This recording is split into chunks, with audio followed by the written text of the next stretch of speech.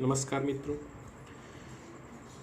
ગયા લેક્ચરમાં આપણે જોયું કે વાસ્તવિક સંખ્યાઓની અંદર અસમ્ય સંખ્યાઓનું નિરૂપણ અને અસમ્ય સંખ્યા છે કે નહીં તેની સાબિતી આપણે શીખી ગયા. અને મિત્રો, આ વિડીયોની અંદર આપણે સમય સંખ્યાઓ અને તેના દશાંશ નિરૂપણની વાત કરવાની છે કે સમય સંખ્યાઓ છે કે નહીં, અને જો સમય સંખ્યા હોય તો એને P/Q સ્વરૂપ અથવા તો એનું દશાંશ સ્વરૂપ કેવી રીતે બતાવી શકાય એની વાત કરવાની છે. તો સમય સંખ્યાઓની પહેલી વાત કરતાં કે સમય સંખ્યાઓનું દશાંશ નિરૂપણ છે બે રીતે લખી શકાય છે. એક શાંત સ્વરૂપ હોઈ શકે, બીજું અનંત આવૃત સ્વરૂપ હોઈ શકે. સમય સંખ્યાઓમાં બે સ્વરૂપે લખી શકાય છે, એક શાંત સ્વરૂપ, બીજું અનંત આવૃત સ્વરૂપ. શાંત સ્વરૂપ છે જેમ કે મેં એક ઉદાહરણ લીધું છે 0.25. તો મિત્રો અહીંયા આપણે જોઈ શકીએ છીએ કે 0.25નો મતલબ એ થયો કે બે દશાંશ સ્થળ સુધી અહીંયા સંખ્યા આપેલી છે. 0.25 એટલે 25 પછી કોઈ સંખ્યા આગળ વધતી નથી, મતલબ ત્યાં એ શાંત થઈ જાય છે, ત્યાં એ રૂકી જાય છે. એનો મતલબ કે શાંત સ્વરૂપ છે. બીજા નંબરનું સ્વરૂપ જોઈએ તો અનંત આવૃત. અનંત આવૃત, અનંતનો મતલબ મિત્રો આપણે જાણીએ છીએ અનંત એટલે ઇન્ફિનિટી, અસંખ્ય સુધી સંખ્યાઓ આવતી જ છે. અહીંયા એક ઉદાહરણ લખ્યું છે 0.2 3 1 4 3 1 4.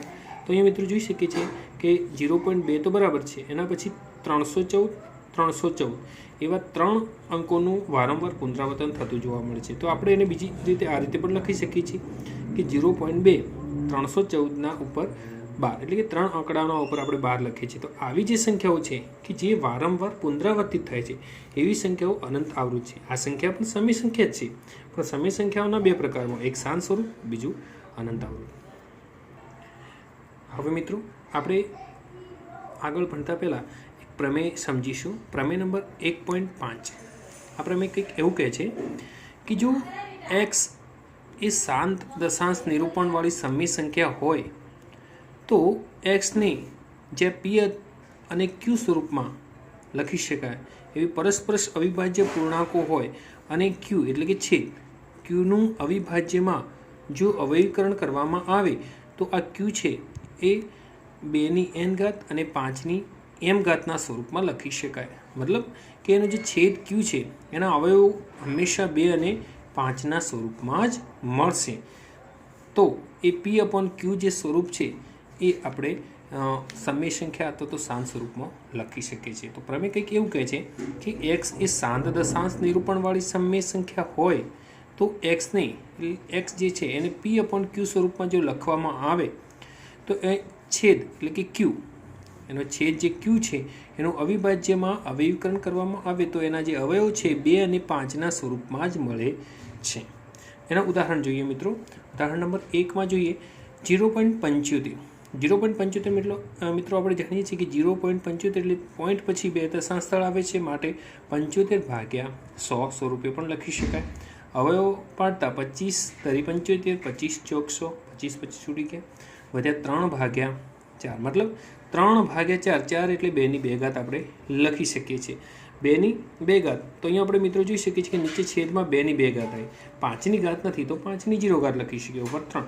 એનો મતલબ એવો થયો કે આ જે સંખ્યા છે એ શાંત સ્વરૂપ છે, અને શાંત સ્વરૂપના અવયવ પાડી જોતા નીચે છેદ જે છે એટલે કે આપણો Q એ 2ની ઘાત સ્વરૂપે જ આવે છે. 5ની ઘાત નથી તો 0 ઘાત લખી શકીએ, પણ 2 અને 5 સિવાયની કોઈ સંખ્યા મળતી નથી. બીજું એક ઉદાહરણ જોઈએ 7/20. 7ના તો અવયવ એમાં જ છે, 20ના અવયવ પડે 2 દૂ 4, 4 પંચા 20, મતલબ 2 એ 2 વખત આવે છે એટલે 2ની 2 ઘાત અને 5ની 1 ઘાત. તો મિત્રો આપણે જોઈ શકીએ છીએ અહીંયા પણ આ જે સંખ્યા છે એ શાંત સંખ્યા છે. તો અહીંયા છેદમાં આપણે જોઈ શકીએ છીએ 2ની 2 ઘાત મળે છે અને 5ની 1 ઘાત મળે છે, મતલબ 2 અને 5 જ મળે છે, એ સિવાય બીજા અવયવ મળતા નથી. ત્રીજું એક ઉદાહરણ જોઈએ મિત્રો 5.2, એટલે કે એને 52/10 સ્વરૂપમાં આપણે લખી શકીએ છીએ. 52 ના આવે 26 દુ 52, 5 દુ 10, 2 2 ઉડી ગયા, તો 26/5 છે. અહીંયા 5ની 1 ઘાત પણ 2 નથી તો 2ની 0 ઘાત લખી શકીએ છીએ. તો આપણે અહીં જોઈ શકીએ છીએ કે આ જે સંખ્યા છે, જે શાંત દશાંશ સ્વરૂપની જે સંખ્યા છે એને આપણે છેદમાં કાં તો 5 હોઈ શકે, કાં તો 2 હોઈ શકે, કાં તો બંને હોઈ શકે. તો 5 અને 2 અવયવો ક્યુના સ્વરૂપમાં મળે છે। તો એનો મતલબ એ થયો મિત્રો કે જો શાંત સમય સંખ્યા હશે તો એના છેદમાં હંમેશા ને હંમેશા 5, 2 કે બંને સંખ્યા હોઈ શકે। 5 અને 2 સિવાયના બીજા અવયવો મળી શકશે નહીં। હવે મિત્રો આગળ પ્રમેય નંબર 1.6। આ પ્રમેય કંઈક આપણને એવું કહે છે કે જો x બરાબર p/q માં ક્યુનું અવિભાજ્યોમાં અવયવીકરણ કરવામાં આવે તો 2ની n ઘાત અને 5ની m ઘાત સ્વરૂપે જ ક્યુ મળે છે। અને જ્યાં m અને n એ અંદરૂણ પૂર્ણાંકો છે, મતલબ ઘાત એ અંદરૂણ પૂર્ણાંક સ્વરૂપમાં હશે તો xનું દશાંશ નિરૂપણ હંમેશા કેવું મળશે મિત્રો? શાંત। જે આપણે આગળ ઉદાહરણમાં સમજાય એ પ્રમાણેનું કે જો x બરાબર p/q સમિત સ્વરૂપ છે, ક્યુનું અવિભાજ્યમાં જો અવિકરણ એટલે કે છેદનું અવિકરણ કરવામાં આવે તો 2 અને 5ના ઘાત સ્વરૂપમાં જ મળે છે। તો આ xનું જે દશાંશ નિરૂપણ છે એને આપણે હંમેશા કેવું નિરૂપણ કહીશું મિત્રો? શાંત નિરૂપણ કહીશું। પ્રમેય 1.6 આપણને સમજાવે છે। એના એક્ઝામ્પલ પણ જોઈએ।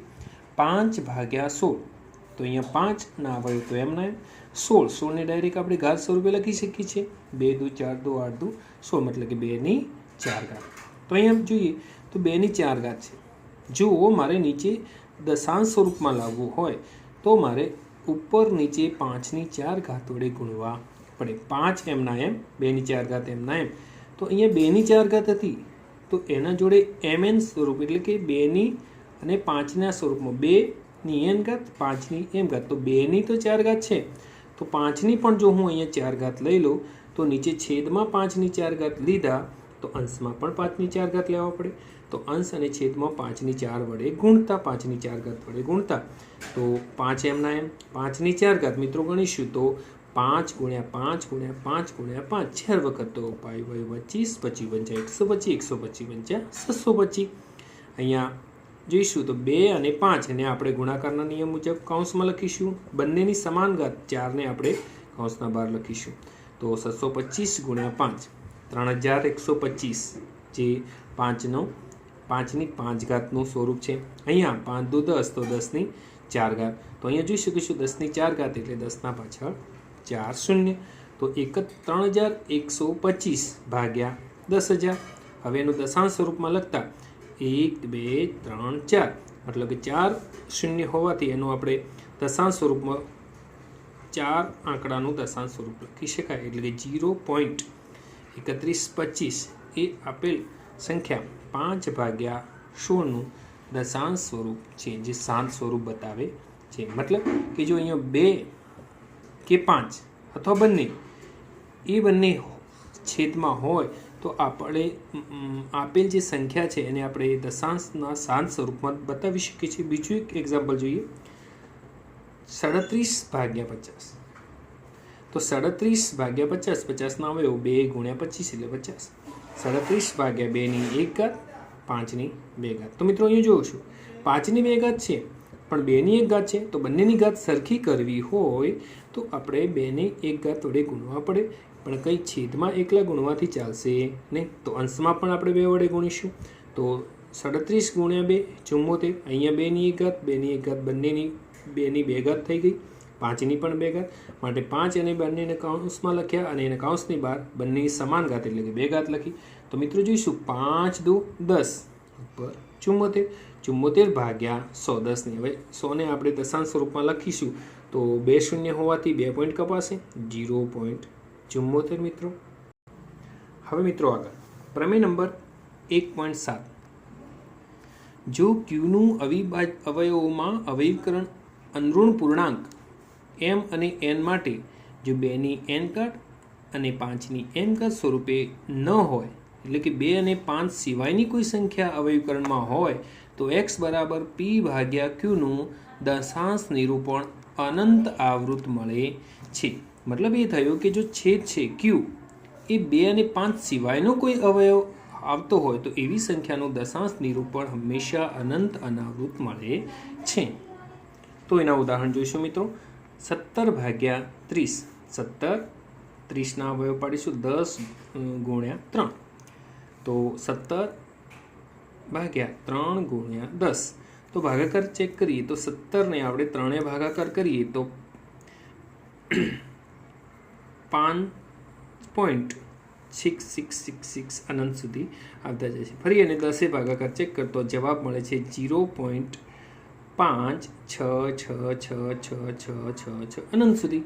મતલબ 17/30 નો ભાગાકાર આ રીતનો મળે છે. તો તમે અહીંયા જોઈ શકો છો મિત્રો કે 6 એ ઇન્ફિનિટી સુધી ચાલ્યા જાય છે. તમે જો ભાગાકાર કરશો તો એ અનંત સુધી ચાલ્યા જશે. મતલબ કે 0.5 અને જે 6 છે ઇન્ફિનિટી વખત આવે છે, માટે એના ઉપર આપણે 12 લખીશું. માટે એને બોલાશે 0.562. તો આ જે સંખ્યા છે આ સંખ્યાને આપણે અનંત આવૃત તરીકે ઓળખીશું. અનંત છે હા, પણ એને આવૃત કરી શકાય છે. મતલબ કે 6 વારંવાર રિપીટ થાય છે, માટે આપણે એને આવૃત સ્વરૂપે લખી શકીએ છીએ. બીજું એક ઉદાહરણ લઈશું. 19/15 19/3 × 5. તો અહીંયા મેં પહેલાં 3 ભાગાકાર કર્યો 6.3333 આવ્યો. એનો ફરી પાછો 5 ભાગાકાર કર્યો તો 1.2 6 આગળ ચાલતા જાય છે. તો ભાગાકાર કરતાં મને મળ્યા 1.2 6 અનંત સુધી. આમ એ સંખ્યાને આપણે 1.2 6 પર 12 સ્વરૂપે લખી છે. તો આ સંખ્યા પણ અનંત સુધી જાય છે. હા, પણ એને આવૃત કરી શકાય છે, માટે આપણે લખીશું અનંત આવૃત. તો જે સંખ્યાના છેદમાં મિત્રો તમે જોયું કે જે સંખ્યાના છેદમાં 3 આવે છે અથવા તો 2 અને 5 સિવાયની કોઈ પણ અવિભાજ્ય સંખ્યા આવે છે, તો એવી સંખ્યા શાંત બનતી નથી. તો એવી સંખ્યા હંમેશા કેવી હોય છે? અનંત આવૃત. પ્રમેય 1.7 આપણને એવું કહે છે કે જે સમય સંખ્યાઓના છેદમાં જો 2 અને 5 સિવાયની કોઈ સંખ્યા મળે છે તો એમનું દશાંશ નિરૂપણ હંમેશા અનંત આવૃત મળે છે. એક અગત્યનું પરિણામ પણ આપણે અહીંયા જોઈશું કે કોઈ પણ અસમ્ય સંખ્યાનું દશાંશ નિરૂપણ હંમેશા અનંત અનાવૃત મળે છે, જે આપણે આગળ મિત્રો સમજી ગયા સમજની અંદર. ઉદાહરણ તરીકે હું એક એક્ઝામ્પલ લખું તો 1.10 100 100 140 એમ જો તમે આગળ ચાલતા જાઓ તો આ જે સંખ્યા છે એ અનંત સુધી જાય છે. હા, પણ એક વસ્તુ કે એમાં આવૃત નથી કરી શકાતું. એકના એક આંકડાનું પુનરાવર્તન થતું નથી. હા, જો અહીંયા 1 છે તો પછી 1 0, 1 પછી 2 0, 1 પછી 3 0, એમ આંકડાઓ અલગ અલગ થતા જાય છે. માટે આવી સંખ્યા અનાવૃત છે, જેને આપણે આવૃત કરી શકતા નથી. તો આવી સંખ્યા હંમેશા અસમ્ય હોય છે, એટલે કે અસમ્ય સંખ્યાઓ હંમેશા અનંત અનાવૃત હોય છે. હવે મિત્રો આ રીતના દાખલા આપણે સ્વાધ્યાય 1.4ના જોઈશું. તો દાખલા નંબર 1 એવું કહે છે કે ભાગાકારની લાંબી પ્રક્રિયા કર્યા વગર જ નક્કી કરો કે સમય સંખ્યા દશાંશ નિરૂપણ શાંત છે કે અનંત આવૃત છે. તો આપણે પ્રમેય જોઈ ગયા. એના આધારે આપણે જોઈએ કે 13/31 મિત્રો આપણે હમણાં જ 31/25 એટલે કે 3125ના અવયવ પડ્યા હતા. 3125 એટલે કે 5 ઉપર 13 છે. તો જોઈ શકો છો મિત્રો કે છેદ ક્યુ એ 5/5નું સ્વરૂપ એટલે કે 2n અને 5m સ્વરૂપમાં છે, જ્યાં n નથી એટલે કે n બરાબર 0 છે, પણ હા m બરાબર 5 છે. એટલે કે 2 અને 5 હોય તો એને શાંત કહી શકાય. તો અહીંયા 5 છે, 2 નથી, પણ હા 5 હોવાથી આપણે એને શાંત સ્વરૂપ કહી શકીશું. માટે એ સમય પ્રકારની જે સંખ્યા છે 13/3125 એ દશાંશ સ્વરૂપ શાંત છે. બીજું એક ઉદાહરણ 17/8. તો 8ની જગ્યાએ 2/3 લખીશું. અહીંયા પણ જોઈએ તો છેદની ઘાત જે છે છેદ છે એ 2/3 સ્વરૂપ છે. મતલબ 2n 5n સ્વરૂપમાં n બરાબર 3 છે, m બરાબર 0 છે. માટે એ પ્રકારનું જે સ્વરૂપ છે એ શાંત દશાંશ સ્વરૂપ છે. તો શાંત દશાંશ સ્વરૂપ દર્શાવવા માટે છેદની અંદર કાં તો 2ની ઘાત હોય કાં તો 5ની ઘાત હોય યા તો બંને હોય તો એ શાંત સ્વરૂપ છે. જો આ 2 સિવાય એટલે કે 2 અને 5 સિવાય કોઈ અવિભાજ્ય સંખ્યા આવી જાય છે તો એને આપણે અનંત આવૃત કહીશું. હા, તો જોઈએ 64/455. 64/5 455ના અવિભાજ્ય અવયવ પાડે 455ના અવિભાજ્ય અવયવ પાડતા અવયવ મળે છે 5 7 13. 5 × 7 × 13. તો અહીંયા મિત્રો જોઈશું 5 અને 2 સિવાયના બીજા અવયવો અહીંયા મળે આપણને 7 અને 13, જે 2n અને 5m સ્વરૂપનું નથી. માટે આવી જે સંખ્યા છે એ દશાંશ નિરૂપણ કેવું કહેવાશે મિત્રો? અનંત આવૃત સ્વરૂપનું કહેવાશે. અનંત તો છે, બરાબર. માટે આને આપણે શાંત સ્વરૂપ કહી શકીશું નહીં. ચોથા નંબરનું ઉદાહરણ જોઈશું 15 ભાગ્યા 1600. તો 5 તરી 15, 1600માં 16ના અવયવ પાડીએ તો 2 ની 4 ઘાત અને ગુણ્યા 100ના અવયવ 20 50 5 5 ઉઠી ગયા તો વધ્યા 3 ભાગ્યા 2 ની 4 ઘાત, 5 ની 1 ઘાત અને 20ના અવયવમાં 4 એટલે કે 2 ની 2 ઘાત. તો અવયવ પાડતા 2 ની 4 ઘાત, 2 ની 2 ઘાત ગુણ્યા 5 3. તો અહીંયા જોઈ શકો છો મિત્રો 2 ની 6 ઘાત બને. તો 2 ની 6 ઘાત અને 5 ની 1 ઘાત. તો હા, અહીંયા 2 અને 5 બંને મળે છે. તો અહીંયા 2 ની એમ અને 5 ની એમ સ્વરૂપનું ક્યુ મળે છે. માટે આપણે આવી સંખ્યાને દશાંશ નિરૂપણ શાંત સ્વરૂપ કહી શકીશું. હવે દાખલા નંબર કે જે સમય સંખ્યાઓનું દશાંશ નિરૂપણ શાંત હોય તો એનું દશાંશ નિરૂપણ બતાવવું. શાંત તો છે તો પછી આગળ દશાંશ નિરૂપણ કેવી રીતે બતાવી શકાય? તો આપણે આગળના દાખલા જોયા કે 13 ભાગ્યા 3125. તો 13 ભાગ્યા 5 ની 5 ઘાત સ્વરૂપ તો શાંત દશાંશ સ્વરૂપ છે, કારણ કે 5 આવે. માટે હવે જો 5 હોય તો એના જોડે 2 હોવા જોઈએ. તો અહીંયા 2 ની 5 ઘાત પણ જરૂરી છે. માટે અંશ અને છેદ બંનેમાં 2 ની 5 ઘાત વડે ગુણ્યા. તો 5 ની 5, 2 ની 5. તો 5 અને 2 ને આ રીતે આપણે 5 ગુણ્યા 2 અને એની 5 ઘાત કોમનમાં આગળ લખેલી. 5 દુ 10 ઉપર 13 ગુણ્યા 2 ની 5 ઘાત એટલે 32. તો 13 ગુણ્યા 32 કરશો 416. નીચે 10 ની 5 ઘાત એટલે 10 1 લાખ સંખ્યા નીચે આવે છે. તો 5 જીરોના અહીંયા દશાંશ સ્વરૂપમાં લખતા 0.00416 સ્વરૂપનું દશાંશ સ્વરૂપ આપણે દર્શાવી શકીએ છીએ. બીજો એક દાખલો છે 17 ભાગ્યા 8. જે આગળના જે સંખ્યાઓ શાંત સ્વરૂપ હતા એ જ સંખ્યાઓને આપણે અહીંયા દશાંશ સ્વરૂપમાં બતાવવાના છે. તો 17 ભાગ્યા 8. તો 17 ભાગ્યા 8 એટલે 2 ની 2 ગુણ્યા 2 ગુણ્યા 2. તો 2 ની 3 ઘાત સ્વરૂપે લખાય. હવે જો અહીંયા 2 ની 3 ઘાત આવી પણ 5 ની 3 ઘાત નથી. તો આપણે તો બંને જોઈએ, 2 ની પણ 3 ઘાત જોઈએ અને 5 ની પણ. હા, એમ જ લખી શકતા નથી. માટે 5 ની 3 ઘાત વડે અંશ અને છેદ બંનેમાં ગુણતા. તો અહીંયા તમે જોઈ શકો છો 2 ની 5 અને 2 ની 3 અને 5 ની 3.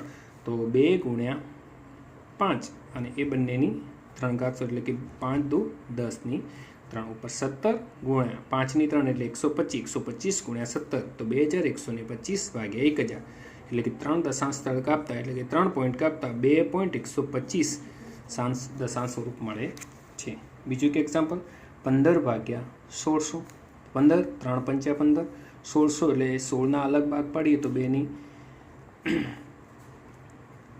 અલગ એના અવિભાજ્ય અવયવ પાડતા 2 ની 6 ઘાત અને 5 ની 2 ઘાત મળે છે. તો 3 ગુણ્યા, હવે અહીંયા તમે મિત્રો જોઈ શકો છો 2 ની 6 ઘાત છે તો 5 ની પણ 6 ઘાત જરૂરી છે. અહીંયા તો 5 ની 2 ઘાતમાંથી 1 ઘાત તોડી ગઈ તો વધી 5 ની 1 ઘાત. તો 5 ની 1 ઘાત છે આપણે તો 2 ની 6 હોવાથી 5 ની પણ 6 જોઈએ. તો 5 ની 1 ઘાત છે તો બીજી 6 ઘાત કરવા માટે 5 ઘાતની જરૂર પડે. તો ઉપર અને નીચે 5 ની 5 ઘાત વડે ગુણ્યા. તો જોઈ શકો છો મિત્રો 2 ની 6 ઘાત અને 5 ની 1 વત્તા 5 એટલે 5 ની 6 ઘાત. તો આમ નીચે 2 ની 6 અને 5 ની સમાન ઘાતાંક બની ગયા. તો 2 ગુણ્યા 5 અને એની 6 ઘાત માટે 10 ની 6 ઘાત. 3 5 ની 5 ઘાત મિત્રો આપણે જાણીએ છીએ 3125. તો 3125 ગુણ્યા 3નો ગુણાકાર 9375 અને 10 ની 6 ઘાત એટલે 10 લાખ સ્વરૂપ મળે છે. તો 6 દશાંશ સ્થળ કાપતા એટલે કે પોઈન્ટની કાપતા 0.009375 મળે છે. તો આ દશાંશ સ્વરૂપ. આગળનું એક્ઝામ્પલ 23 ભાગ્યા 2 ની 3 ઘાત 5 ની 2 ઘાત. તો અહીંયા મિત્રો આપણે સરળતાથી સમજી શકીએ છીએ કે 2 ની 3 છે પણ 5 ની 3 નથી. તો 5 ની 3 કરવા હોય તો ઉપર નીચે 5 ની 1 ઘાત વડે ગુણવા પડે. તો જો 5 ની પણ 3 થઈ ગઈ, 2 ની પણ 3 થઈ ગઈ. 23 ગુણ્યા 5 એટલે 115 ભાગ્યા 1000 એટલે 0.115. આગળનું એક 8મું એક્ઝામ્પલ જોઈએ તો 6 ભાગ્યા 15. અવયવ પાડીશું 2 તરી 6, જ્યારે 5 તરી 15. તો 3 3 ઉડી ગયા તો વધ્યા 2 ભાગ્યા 5. પણ હા મિત્રો 5 ની 1 ઘાત છે પણ આપણા જોડે 2 ની પણ 1 ઘાત હોવી જોઈએ. માટે 2 ની 1 ઘાત વડે ઉપર નીચે ગુણ્યા. તો 2 ગુણ્યા 2 એટલે 4, 5 દુ 10. તો દશાંશ સ્વરૂપ આવી ગયું તો 0.4. હવે મિત્રો 1.4નો દાખલા નંબર 3. નીચેની વાસ્તવિક સંખ્યાઓનું દશાંશ નિરૂપણ દર્શાવેલ છે. દરેક માટે જણાવો કે તે સમય છે કે નહીં. અને જો સમય હોય તો એને P/Q સ્વરૂપમાં દર્શાવી શકાય. ક્યુના અવિભાજ્ય અવયવ વિશે તમે શું કહી શકો છો? તો 3 પ્રશ્નો અહીંયા આપણને પૂછેલા છે. અહીંયા દાખલા નંબર 1 છે કે 43.12 34 56 7 89. તો અહીંયા તમે જોઈ શકો છો, અહીંયા આવ્યા પછી સંખ્યા આગળ વધતી નથી, મતલબ કે અહીંયા સ્ટોપ થઈ જાય છે, શાંત છે. માટે શાંત દશાંશ સ્વરૂપ લખી શકીએ કે દશાંશ નિરૂપણ કેવું છે? શાંત છે. અને શાંત હોય તો એને હંમેશા આપણે કયા નામથી ઓળખીએ? તો કઈ સંખ્યા હોય છે? સમય સંખ્યા હોય છે. હવે આગળ બીજો પ્રશ્ન એવો હતો કે એના છેદ વિશે તમે શું કહી શકશો? કે ક્યુના અવિભાજ્ય અવયવ વિશે તમે શું કહી? તો હા, કે પી એટલે ક્યુ છેદના અવિભાજ્ય અવયવ 2 અને 5 અથવા તો બંને હોઈ શકે. પ્રમેય 1.5 ની અંદર આપણે જોયા હતા કે જો સંખ્યા શાંત હશે તો એના છેદના અવિભાજ્ય અવયવ હંમેશા 2, 5 અથવા બંને, આ 3 પૈકી કોઈ હોઈ શકે છે. દાખલા નંબર 2, 0.120 12 00 12 000 12 40 એમ આગળ વધતા જાય છે. તો મિત્રો આપણે અહીંયા તો જોઈ શકીએ છીએ કે અનંત છે. તો આપેલી સંખ્યાનું નિરૂપણ અનંત છે. હા, અનંત સાથે તમે જોઈ શકો છો એકની એક સંખ્યાનું પુનરાવર્તન નથી થતું. મતલબ અહીંયા 12 પછી 1 0, 12 પછી 2 0, 12 પછી 3 0, 12 પછી 4 0, મતલબ અનાવૃત છે. આ સંખ્યા કેવી છે? એને આવૃત કરી શકાતી, 12ના સ્વરૂપમાં લખી શકાતી નથી. માટે આવી સંખ્યાને આપણે કેવી સંખ્યા કહીશું મિત્રો? અસમય સંખ્યા. દાખલા નંબર 3, 43.12 34 56 7 89. તો એના બધી જ સંખ્યા ઉપર 12 છે. તો આપેલી સંખ્યા દશાંશ નિરૂપણ અનંત છે. હા, પણ કેવું છે? આવૃત છે. આટલા જ આંકડાઓનું પુનરાવર્તન થાય છે. માટે આ સંખ્યાને આપણે કેવી સંખ્યાઓ કહી શકીશું? આવૃત. માટે આવૃત સંખ્યાને હંમેશા આપણે સમય સંખ્યા તરીકે લઈ શકીએ છીએ. જો એના છેદ વિશે વાત કરવામાં આવે કે P/Q સ્વરૂપમાં છેદના અવિભાજ્ય અવયવ હંમેશા કાં તો 2નું સ્વરૂપ હશે, કાં તો 5, કાં તો બંને અવિભાજ્ય અવયવ સ્વરૂપે હશે. તો આ રીતે આપણે દશાંશ સ્વરૂપ અને એના છેદ વિશેની ચર્ચા કરી ગયા. અહીંયા મિત્રો 1.4ના દાખલાઓ પૂર્ણ થાય છે અને એ સાથે આપણા આ સ્વાધ્યાય ચેપ્ટર નંબર 1 વાસ્તવિક સંખ્યાઓની દરેક વસ્તુની સમજ અહીંયા પૂર્ણ થાય છે. ઓકે મિત્રો, આવજો. નમસ્કાર. Wish you all the best.